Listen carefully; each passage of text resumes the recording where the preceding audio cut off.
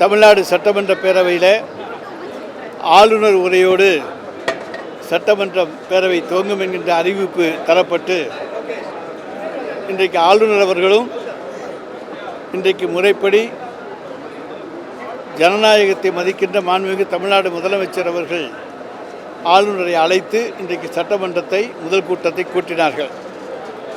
கேரள ஆளுநர் 2 வார்த்தையை பேசிட்டு இறங்கி போயிட்டார். நம்முடைய தமிழ்நாடு ஆளுநர் அவர்கள் நம்முடைய ஆளுநர் உரையிலிருந்து ஒரு வார்த்தை கூட பேசாமல் அவர் சொந்தமாக சில கருத்துக்களை சொல்லிவிட்டு அமர்ந்து விட்டார்.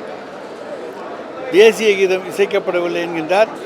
அது மரபு எப்படிப்பட்ட மரபு என்பதை முதலில் தமிழ்த்தாய் வாழ்த்தும் இறுதியில் தேசிய கீதம் இசைக்கப்படுவதுதான் நம்முடைய பழக்கம் என்கின்ற மரபு என்பதை கடந்த ஆண்டிலேயே நம்முடைய சட்டப்பேரவைத் தலைவர் அவர்கள் எடுத்து சொல்லியிருக்கிறார்கள்.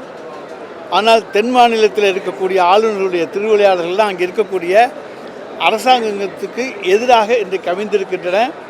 இதையெல்லாம் இந்திய மக்கள் பார்த்து கொண்டு தான் இருக்கின்றார்கள். நிச்சயமாக ஆளுநர்களுடைய நடவடிக்கைகள் வட மாநிலங்களிலேயும் இந்தியா கூட்டணிக்கு வலிமையை உருவாக்குகின்ற வண்ணம் இன்றைக்கு அவர்கள் நடந்து கொண்டிருக்கிறார்கள். ஜனநாயகத்தை கொச்சைப்படுத்தி கொண்டிருக்கின்றார்கள். தனக்கு எழுதி கொடுத்த உரையிலே இன்றைக்கு ஏதாவது சந்தேகங்கள் இருந்தால் கேட்கலாம். இது எனக்கு உண்மைக்கு மாறாக இருக்குது, புறம்பாக இருக்குது, நீங்கள் பொய்யா எழுதியிருக்கீங்க அப்படின்னு சொன்னால் நம்ம விளக்கம் சொல்ல தயாராக இருக்கிறோம்.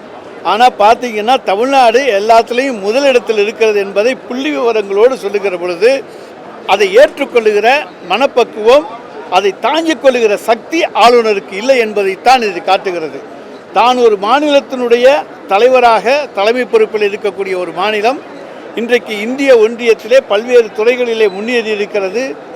ஜிடிபி ரேட்டிலே கூட தேசிய அளவை குறியீடை விட நாம் இன்றைக்கு அதிகமான அளவுக்கு வந்திருக்கின்றோம். இதையெல்லாம் சுட்டி காட்டுகின்றோம். அதேபோல் விளையாட்டுப் போட்டிகளிலே 5வது இடத்திலிருந்து 2வது இடத்துக்கு வந்திருக்கின்றோம். பல துறைகளிலே முதல் இடத்துக்கு வந்திருக்கின்றோம்.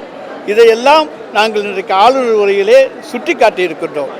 அதை ஏற்றுக்கொள்ள மனமில்லாமல், படிக்க மனமில்லாமல், இந்த அரசின் சாதனைகளை தான் வாசிக்க விருப்பம் இல்லாமல் பொய்யான கருத்துக்களை சொல்லி இன்றைக்கு ஆளுநர் அவர்கள் ஏதோ அதெல்லாம் அவருக்கு வேண்டாதது போல ஒரு கருத்துக்களை இன்றைக்கு பரப்பியிருக்கின்றார்.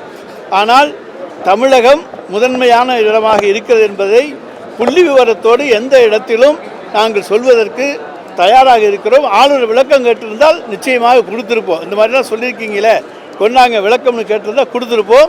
ஆனால் தரவில்லை. எனவே அதனால்தான் இந்த பிரச்சனைகள் எல்லாம் இன்றைக்கு எழுந்திருக்கின்றன. அதை தந்திருக்க அந்த விவரங்களை படிப்பதிலே அவருக்கு ஒப்புத்துக்கிட்டு தானே வர்றாரு. ஆளுநர் இல்லாட்டி சொல்லியிருக்கலாம், எனக்கு மனசாட்சிக்கு விரோதமாக இருக்குது, நான் வரலைன்னு இருந்திருக்கலாம்.